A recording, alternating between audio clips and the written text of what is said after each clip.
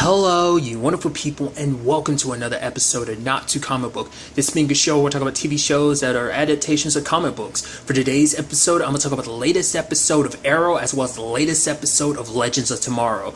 Like always, I'm going to talk about something that you want to listen to. You can always look in the description down below. I include the time when I start talking about each of the respective shows. So, for example, if you don't want to hear what I say about this week's episode of Arrow, you can skip to what I say about this week's episode of Legends of Tomorrow. But the first thing I'm going to talk about is this week's episode of Arrow.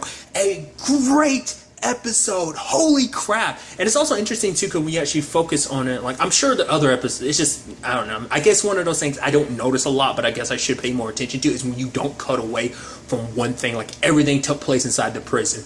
But I mean, there's a lot to break down. For one, it's like, hey, it seems like I'm blanking, Laurel wasn't BSing about that deal. It's like, no, that was a legit deal. I guess I don't know why. I was just skeptical in some regard, but it's like, oh, she legitimately set that in all in motion because she figured, I guess, this would be the best way now that Diaz is like captured and everything. It's like, this would be a good bargaining chip. So that's awesome. So Oliver extra owes Laurel for what she did. So I'm really interested to see what that dynamic ends up turning into now. It's going to be a little weird, but yeah, nevertheless, Diaz comes to the prison himself. It's like, yo, and like after like he got arrested and everything, and it's like, oh yeah, buying off guards and stuff like that. And so he plans on attacking Oliver in the prison and everything. Oliver busting out. Also, the whole conversation from Stanley I thought was kind of interesting.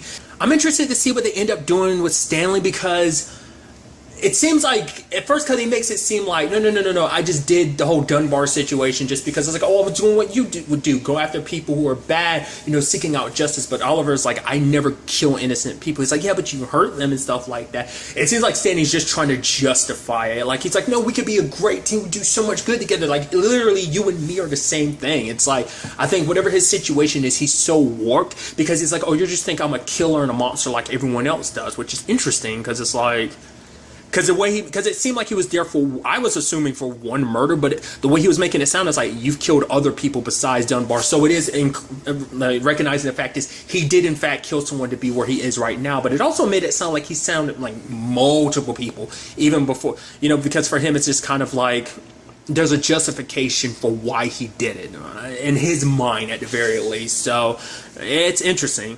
I mean, it plays an interesting role because obviously in this episode we had Oliver apologizing to Turner, which he's like, yeah, I'm sorry about all of that, but the fact of the matter is I'll get Lila to look into your situation, help you out, because the fact of the matter is you saved Lila all those years ago. The fact of the matter is you had the potential of being a hero, and shouldn't you be given a chance to really show that? And I was like, wow. And it's so interesting because that actually plays into the episode, and the fact is a conversation between Oliver and Turner because Oliver put his trust, he let his point of view blind him because he looked at Turner as like some villain, that's all you are. And then Oliver looked at Stanley like, oh, he's my friend, he's, someone I can rely on, he can be trusted, he's an innocent person. But it's like, no, truth be told is that it kind of got flipped on him because it turns out Stanley's actually a much worse person than Turner. Like, Turner's done a lot of stuff, sure, but like Stanley seems like he's a very terrible person. Side note, I don't know if I've ever brought that up before. I don't think that ever clicked in my head to bring that up. It's like, it's kind of interesting too because it's like, yeah, Michael J. White was in The Dark Knight, a DC movie, now he's in Arrow. I mean, that's a conversation that should have come up, obviously, like, earlier in the series, but it's just like, I figured since I'm doing this now, and I kind of forgot all about that until I was thinking about it, like, a week or two ago. It's like, oh yeah, I should comment on that, because it's just interesting when, like, certain things like that happen. Nevertheless. But that was incredible that we do have Oliver joining up with a former foe like that, getting the job done. And I like how, like, for one, like Oliver, when he busts out his cell, he's taking down some guards. Even with Stanley being the position that he's in, he's like, whoa, look at that, this is so crazy. Like Oliver's maneuver, taking down a guard, sliding under that closing gate. But that I love how they shot that scene of like Turner, like Oliver's a level above him, and then like it keeps like panning up and to Oliver and then down to Turner, like them kicking ass. And it's like, yo, that's actually pretty dope how that was shot. I thought that's pretty neat. But the fact of the matter is we did kind of see a different side of Turner, and I thought that's kind of interesting. And his perspective too is like, you as a Green Arrow wasn't that great of a guy because he saw things as black and white, but you now as you are, this person has kind of changed you in a good way because now you realize that there are shades of gray, something he never really probably, I think his heroism has always kind of blinded him in certain regards, that things aren't so clear cut and dry. I mean, he's given Laurel chances. But now, I mean, that's another aspect to it too, because Black Siren being the villain she was has, changed in the past 6 months. So it's not like it's impossible that people aren't so cut and dry. Because the thing is, people are complicated. You can't just categorize people as, like, even if someone's doing something villainous, even then you can be like, well, you can understand where they're coming from. Even using some example of like Ben from Agent Liberty from Supergirl. You 100% don't agree with where he's coming from, but it's like, it's from a place of hate, but it's not as simple as cut dry, because like everyone's got their story, everyone's got their situation. So it's an interesting perspective. He kind of dilutes it a little bit just because his particular situation you're like super against, so you don't want to justify anything. I mean, to be fair, you shouldn't justify anything. I'm going off on a tangent, but I thought it was so well executed, this episode, like them working together. I love that he actually came to back Oliver up when it was like him versus Brick and Samson. They pepper sprayed him, and then Oliver slices Samson's leg, and he's like, yeah, I cut one of your femoral arteries, so you got 6 minutes before you bleed out.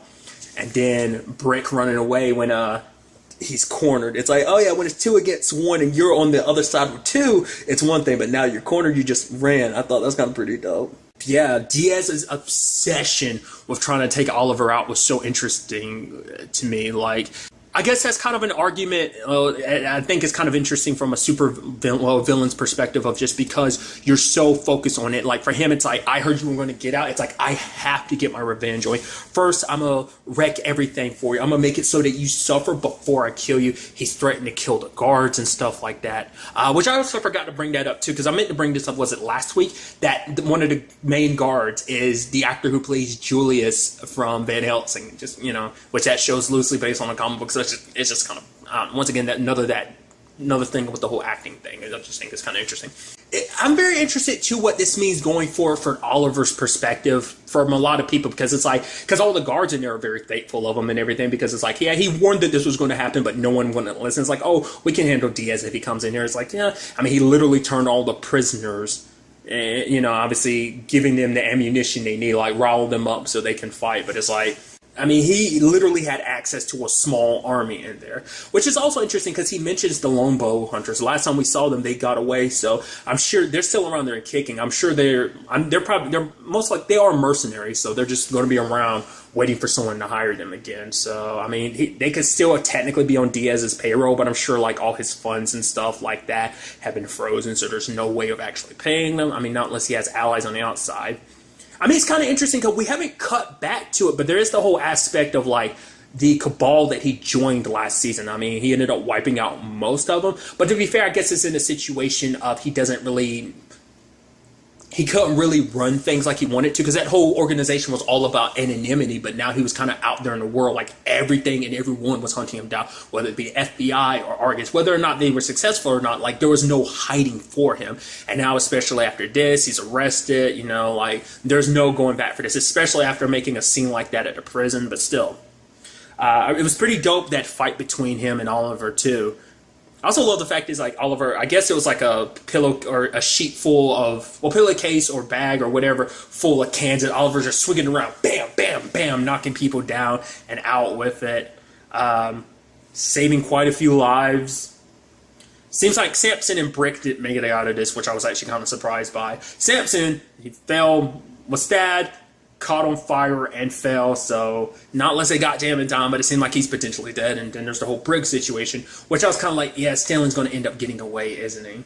Because he ended up stabbing Brick. He's like, you shouldn't have been so mean to me, which is like, okay, so that's your justification for doing it. Like, obviously, as we can tell, he's very warped in his mindset. I'm curious, like I said, are they going to set him up to be kind of like, oh, he's going to go all vigilante, like in a sense he's going to install his own justice, because he's going to be like, oh, I'm going to be a better Green Arrow than Oliver, in a sense of like, I'm gonna do what Oliver's doing but better. Like he won't do what's needed and I will. I'm sure it's also gonna be like a revenge situation against everyone that had some part of him getting arrested. I don't know whether that involves his family in some shape or form. Like, we don't know the exact circumstances around his arrest other than he murdered someone, and it's like, I'm sure we'll learn about that story later on when Oliver finds out about Stanley's escape and stuff like that. But yeah, Diaz and Oliver's fight, pretty one-sided. I mean, to be fair, he's like got superhuman strength and stuff like that. Well, enhanced strength and stuff like that. I liked how that was done too. Like he kicks Oliver into his cell and just like that kind of POV view of him slamming against the wall. I thought that was kind of pretty neat. But Diaz kind of pointing out the fact is that Felicity isn't the same because, oh, she tried to point a gun at me, and Oliver's like, no, she wouldn't do that. It's like, oh yeah, she's changed. Which that's definitely going to be an interesting conversation when the time comes, because what's Felicity? Because that's something Diggle brought up the other time. It's like, well, what do you want to do when it's all said and done, Felicity? When you're done with your war, will you still be able to call yourself a hero? And it's definitely going to be, like I said, it's an interesting thing because it's like, where do they all go from here? Like, obviously, we have Diaz. I doubt he died. I'm sure it was just kind of like he's wounded and he was just kind of left there in that cell and Oliver just closes the door. So it's like, what does that mean going forward for them? Because Oliver has changed in this situation. Granted, no time for going all vigilante. It's like, well, do you bring William back? Well, the fact of the matter is, it seems like William doesn't come back simply because him in the future, but not unless things have changed because of this new Green Arrow and all of that. That's the big question, too, like, where we go with all that, but also, like, can Felicity go back to being who she was before, or has she forever changed, you know? I mean, what about the new Oliver, like, after his experiences, like, will that mesh with the new Felicity, or will there be issues in that regard? I mean, for now, at the end of the day, it's a good thing that he's back home, he's reunited, so we'll see kind of where things kind of go from there. But it's also interesting too because you had that guard thanking Turner because like if it weren't for you, all of us would be dead. Even Turner's kind of like, feels good to kind of play the hero for a while, you know. So it's kind of interesting. Oliver left in the book the Count of Monte Cristo. So I don't know. It's fascinating. I'm curious. I'm sure he's going to keep his word and go to Lila about helping him. Well, Lila / Argus, which that in itself is kind of an interesting thing, just where Lila kind of stands with Argus, but I'm sure she could still get some strings pulled, so I'm curious to see if we see any more with the whole Samson situation, so. But it kind of catches me off guard, because I wasn't sure what they were going to do with the whole Oliver thing. Like, obviously there's the whole crossover thing, but I didn't really know too much about that, which I still kind of don't anyway. But I was wondering how Oliver's whole story was going to play out in this season. I was, like, wondering if he was going to be in prison the entire time or not, which is like, hey, he's free, but once again, it's not like he's picking up the mantle to be Green Arrow again. I mean, where do you go from here? Because, I mean, once again, it's that whole conversation I brought up before. It's like, everyone knows you're the Green Arrow. So even if you're not the Green Arrow right now, people will know. So there'll still be people gunning after you. It's not like you could go back to being mayor or anything. So where do you go from here? You know, that's what I'm curious about. Where do you pick up your life again? Because you can't be a vigilante. You can't be mayor. Like, what did you do? That's the big question. But also what's kind of fascinating to me, and this kind of plays into something I think I brought up last season, and then do correct me again if I'm wrong, but I feel like this show has never really had multiple villains in a season. Like, you might have like multiple villains at a time, sure, but it's never been like the way it was last season, where it's kind of like Caden James and his group, and then it kind of cuts off from Caden James being one antagonist, and it just slides over to Diaz being the main antagonist. But I'm curious to see what they do now that Diaz has been taken care of. I mean, I'm assuming he's not coming back into the story because he's been dealt with once and for all. He's going to be locked up, but there's always chances for something else to come about that. There's also the Talia thing. Like, she's out and about too, so is that going to play in any shape or form? Because that might play into Roy's storyline too, because like the last time we saw him, he was off with Thea and Nissa, so that might play in that regard. Who's to say? Like I said, that's a lot of speculation at this time. So I also appreciate, just kind of on a small note, that the two people that are waiting for him are going to be Felicity and Diggle, just because it's one of those things of like, hey, Team OG Arrow reunited again. You know, it's just little things like that I thought was kind of pretty interesting. I went off on a side tangent, so I do apologize. The whole point I was trying to make before was, well, because Diaz has been taken care of, now it's kind of like, okay, so where do we go with our next main antagonist? And like, obviously, Stanley doesn't seem like he's going to be the main antagonist, but it's like, whoever this Green Arrow, I guess that's going to be the big mystery, figuring that all out, which I'm assuming that has something to do with the future, so that's going to be the next chunk of the arc, which is interesting, like, obviously, like, the correlation between, because future stuff tends to be mainly like a flash thing, because even Legends, it's mainly the past and the Legends. They don't really go to the future that often. It's been once in a while, maybe once in a season, like respectively to their own particular time periods, where they're all coming from. Like 2018 is their present day. Like, obviously they go to the future, like once a season, maybe, if even that, to the future. Because like last season they went and picked up Zari, so that was last season. I don't know if they went to the future in season 2 or not. They definitely went to the future in season 1 because the whole Star City situation in the first place, but nevertheless. But I'm curious to see where Arrow goes from here. I'm very fascinated. Like I said, this was a great episode and just how everything went down. And I'm so interested to see what the next episode has in store for us with all of this. There's a lot that Oliver has to get caught up on. I also like what's going to be the state of Green Arrow, Team Arrow in general. Even though they're not doing the whole vigilante things, where do they all kind of stand with all this? Like, hey, I'm sitting here actually thinking about it. It's like, well, I guess Oliver could always work at Argus. I mean, that would be kind of a hard switch considering the fact is you're used to kind of being team leader, so that'd probably be a little weird, kind of having, Diggle kind of give the orders to you type of thing. If that is it, I mean, Oliver has the skills for that. But for after his current situation, probably not too quick to kind of jump right into missions and battles and stuff like that anyway. But, how will he go about trying to protect his city this time? That's still, I think a mission that is still correlating in his head. And like I said, how his new perspective on things, his kind of looking at things from a shade of gray, how that will affect him go forward. Like, I'm so interested to find out. And now moving on to this week's episode of Legends of Tomorrow. A great episode. This episode was so good. Let's get into it, breaking a lot of this episode down. First of all, that thing with Sarah at the beginning, I was like, what? What is this really happening? And Ava's losing her mind. She's like, what? I was like, oh my God. And then when she kind of sits up, because Hank walks in, I was like, oh, was it a dream? I was like, was she fantasizing? And then the hill falls. I'm like, wait, what? It's like, is that her imagination? And then Sarah jumps out. I was like, no! Sarah just hit in the ceiling. I was like, oh my God. And then she does that kind of cute, adorable thing where she's like underneath Ava's desk and kind of rubs her leg just to kind of bother her while she's talking to her. I was like, dude! This is like sexy, cool, and fun at the same time. It's so good. I love that. It's so ironic because later on, Ava makes that comment of like, oh, there's no place for love at the Time Bureau, which is so interesting considering the fact is you and Sarah just had that moment earlier.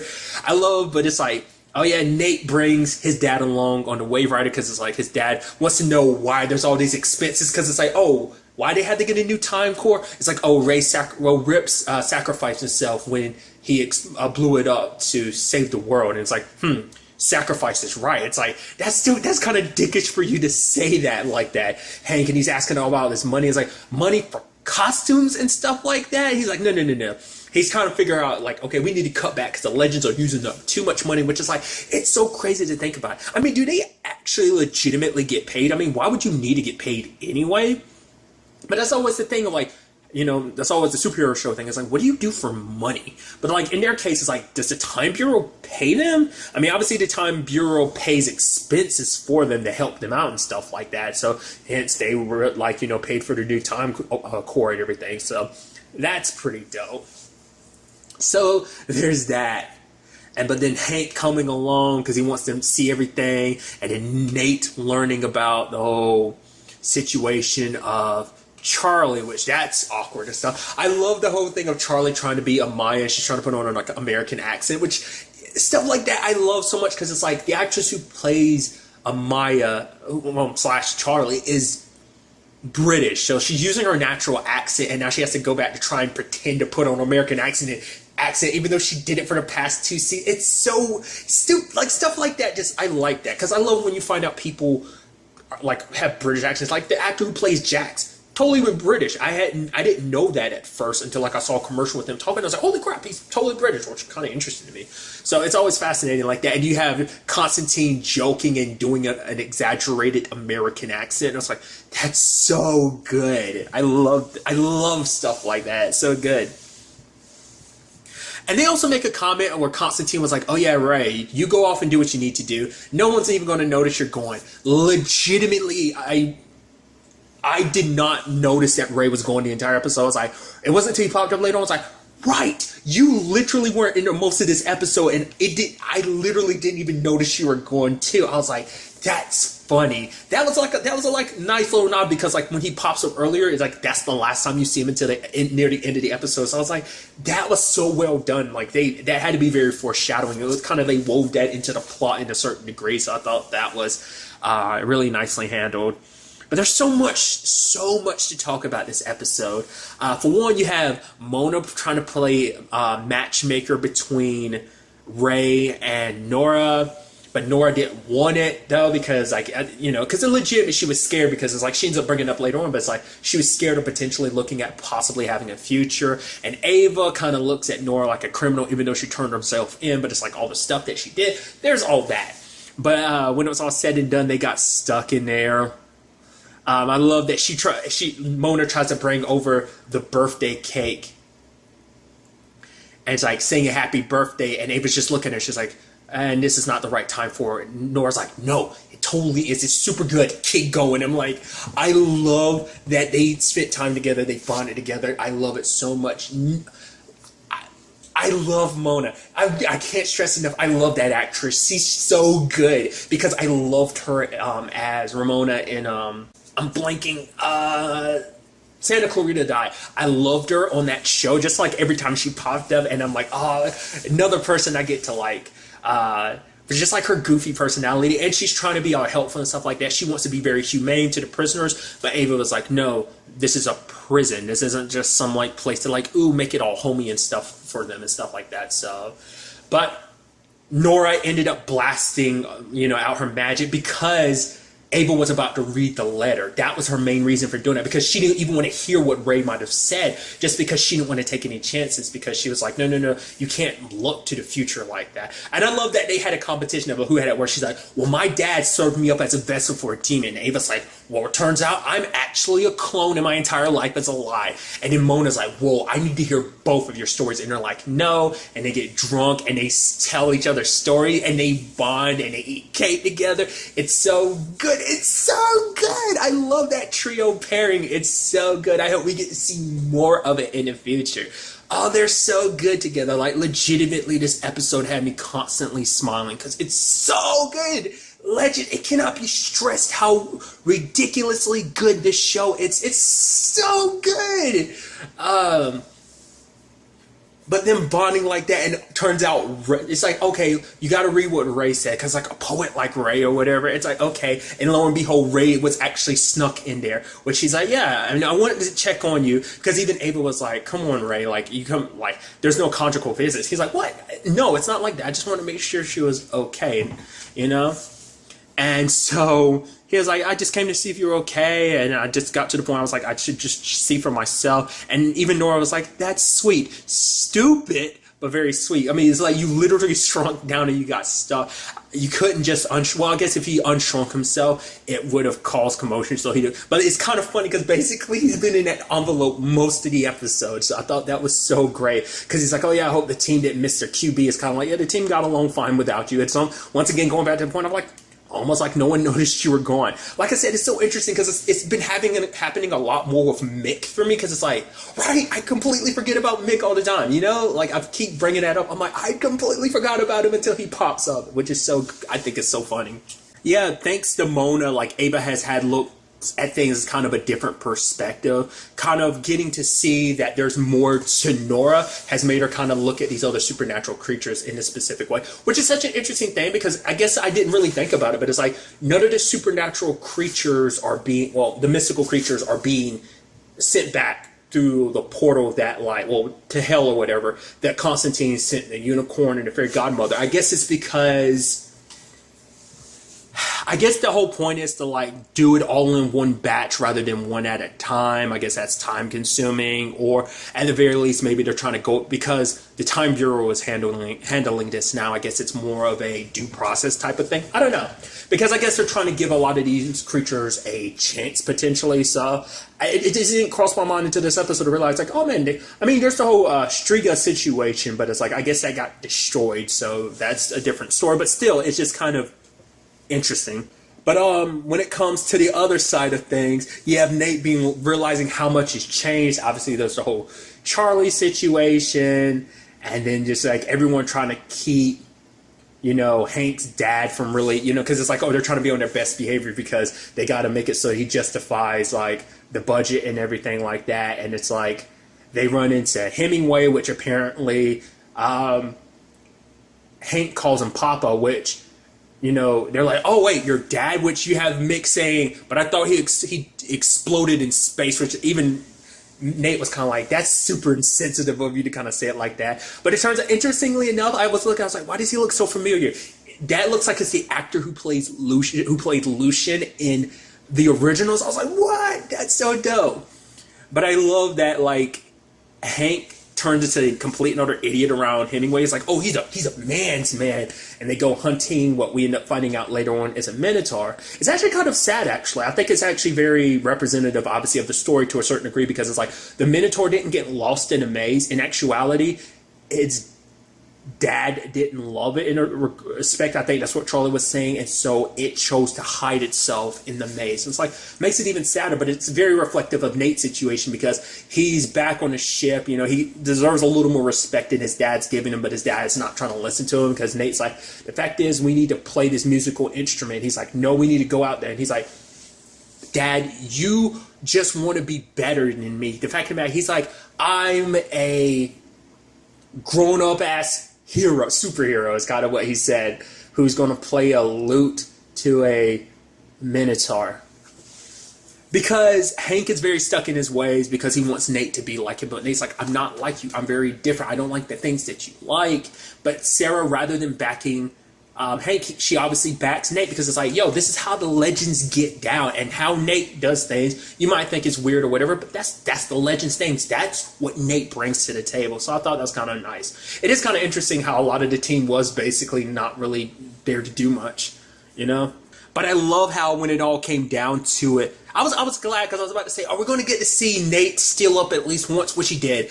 But it was actually his dad that saved the day by playing the guitar and singing, and it's like, what? And even Sarah was like, now that's how legends end a mission. It's like, yo, his dad can fit in, which is like, oh, you have all this happy fun stuff and stuff, but it's like, and you know, it's like, oh, Nate and his dad are good again, but at the same time you're like, oh yeah, but let's not forget that he's got his ulterior motives at hand too. So it's actually sad, because that means we won't be seeing Nate really with the legends. He'll probably pop it in every once in a while, but obviously, like, anytime we cut back to the Time Bureau and stuff, that's when we'll really see Nate. But other than that, like, for him, it's kind of like, you know, he was, you know, it's kind of crazy to come back and see how much has changed, but at the same time, it's kind of like, you know, I love the whole thing of like, wait, you guys are playing D&D without me too?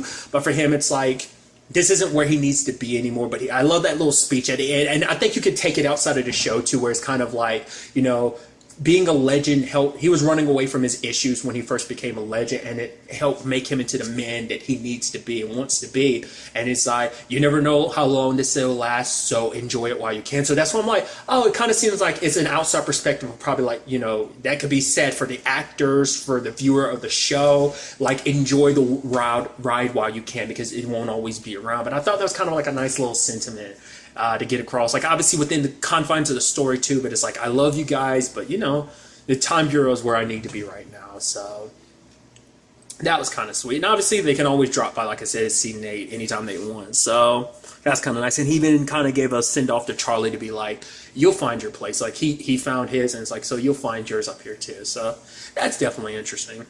I would have loved it if she was able to kind of keep up the Maya thing, if she was able to do it or something. But it never really came up and it really was that important. Oh, I almost forgot, because it's like, Nate's like, let me, you know, if anything goes down, Dad, I got your back. He's like, I'm not the one that got cold cocked by a girl or something like that. And then Sarah walks up. It's like, have you ever been hit by a girl, Hank? And he's like, no, ma'am. And it's like, yeah, Sarah has that power, dude. She shuts shit down quick. It's like, yeah.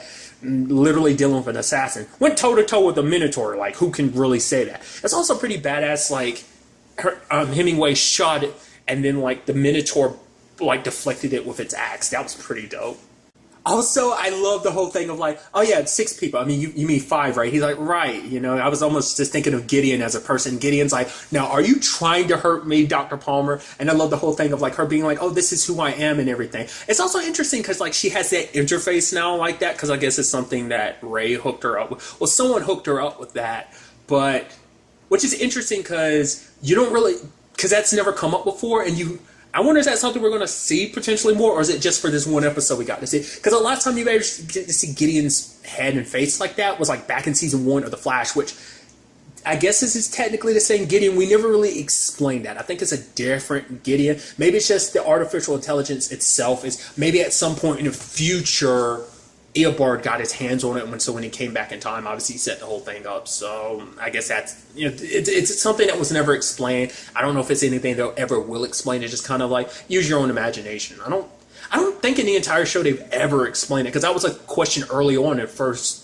And when it came to Legends, like, what is this Gideon's connection to the Gideon there? Because that Gideon doesn't talk anymore. I guess because we have this Gideon, maybe there's no need.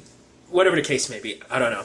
And she constantly has to remind them the entire episode, because they're like, oh yeah, they're counting all the people. And she's like, and I'm here too. Why do you guys keep forgetting that? And I love Hank being like, wait, so this whole thing is automated? So why do you need so many people on the ship anyway? So, and also they caught Constantine doing yoga.